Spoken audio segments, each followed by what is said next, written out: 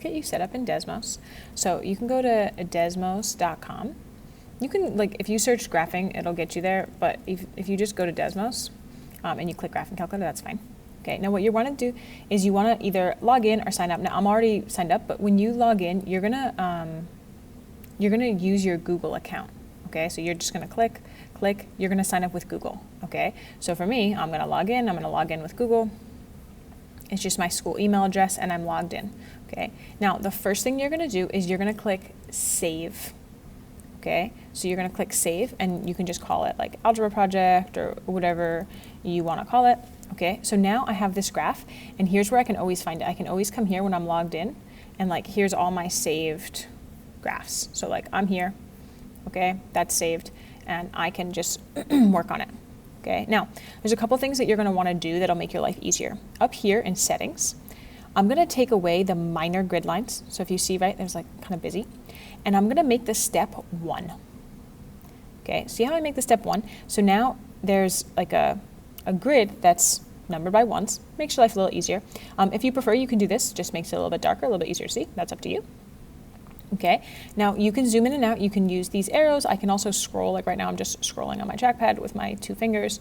But you can feel free to zoom in and out that in a way that meets your needs as you're doing your drawing.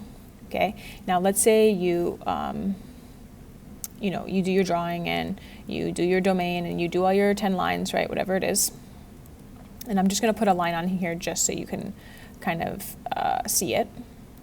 Okay, so like here's, like, let's say this is my project, okay? And again, you should zoom in a way that you can see your whole project. And what you might find is you're like, oh, my project's kind of big. Like maybe you wanna make the steps too when you zoom out so that, when you zoom out, it kind of stays pretty or whatever. Okay, but you can mess with it a little bit and ask for help if you need it. But when you're ready to print, what you're gonna do is you're gonna come here, you're gonna click print. Okay, now there's directions for like where to hook up to a printer. That's separate, but I wanna show you how to print from Desmos. You're gonna click print.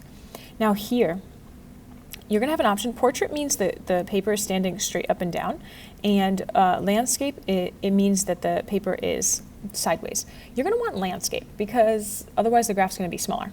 Okay, so you're gonna choose landscape, and now what you might notice, and I don't want, like, it's gonna print out all your equations as well. I am just interested in the graph. So like here, when I'm asked for pages, I would click custom and I would just print page 1. That's just gonna print my graph. Okay, now what you might find is, look, it's gonna look like this. It might look like this when you print it. And it's not going off the page. Sometimes it'll look like this. And it'll be off the page. It's not doing it right now. But if it's off the page, what you can do is you can adjust this scale right here. And like you can see, look, I can make my printout bigger or smaller, right? But what you want to do is make sure that your graph lands on a full page. Like, right, see how this is kind of small? Like, no, I want it bigger. I want your drawing real big, okay? So you can kind of mess with it a little bit, but you can print this out either at home or in the library, but that's how the print settings work on Desmos, not Zoom, oh boy.